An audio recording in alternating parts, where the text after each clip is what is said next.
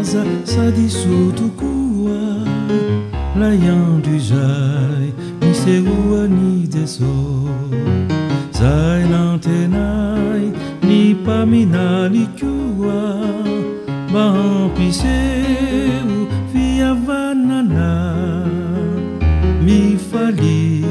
sy miobia mafy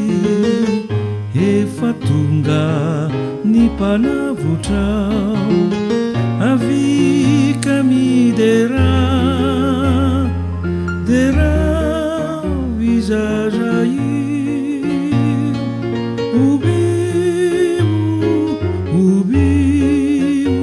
fato utika ubimu fato utika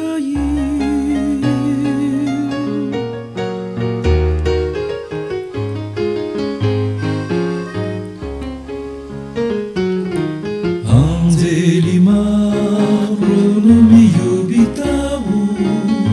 iandriondry itsaoka aziko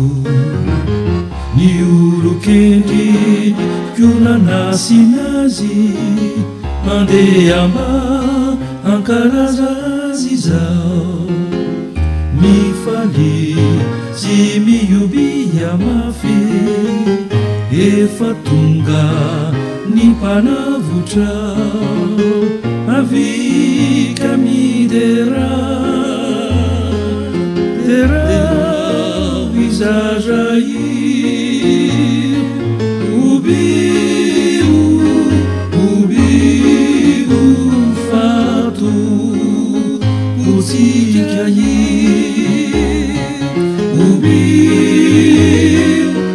ubiu fato utika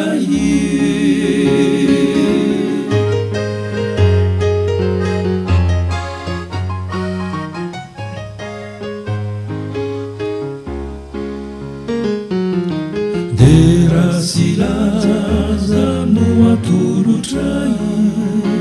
anao ry Jesosy zay terakany